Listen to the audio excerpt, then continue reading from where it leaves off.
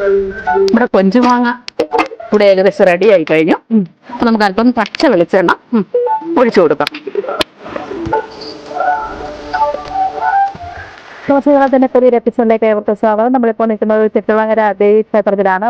മൂന്നാറ്റുകരയിലെ അതിപ്രശസ്തമായ ക്ഷേത്രമാണ് ചിറ്റുളങ്ങര ദേവി ക്ഷേത്രം. പിന്നെ അടുത്ത് കൂടെ കിടക്കണം കേട്ടോ, അടുക്കി പിടിക്കാതെ. എന്നുവെച്ചാൽ നമ്മൾ പണ്ട് കാലത്തെ അടുപ്പയിലൊന്നും അല്ല നമ്മളിപ്പോ വെക്കുന്നത്, ഗ്യാസേലാണ്.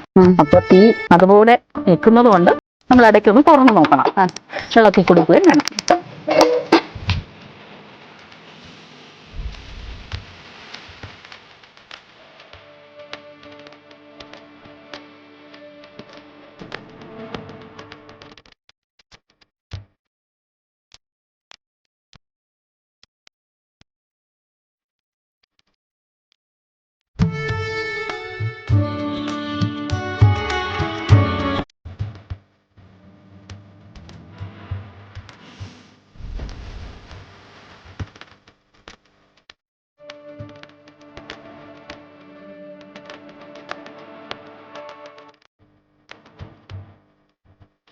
കൊഞ്ചുമാങ്ങയും ബീഫും ഇവിടെ തയ്യാറായി കഴിഞ്ഞു.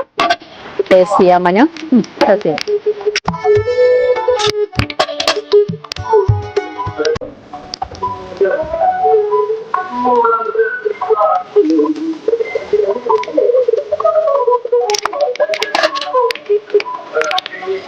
ടേസ്റ്റ് ചെയ്തിട്ട് അഭിപ്രായം പറയാം.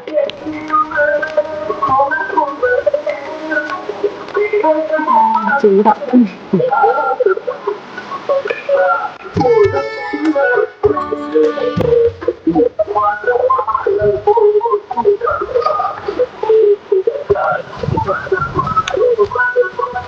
സൂപ്പർ, ഒന്നും പറയാൻ അടിപൊളി. ഓണാട്ടുകരയുടെ തനതുവിഭവമായ കൊഞ്ചുമാങ്ങയും ഇവിടെ തയ്യാറായി കഴിഞ്ഞു.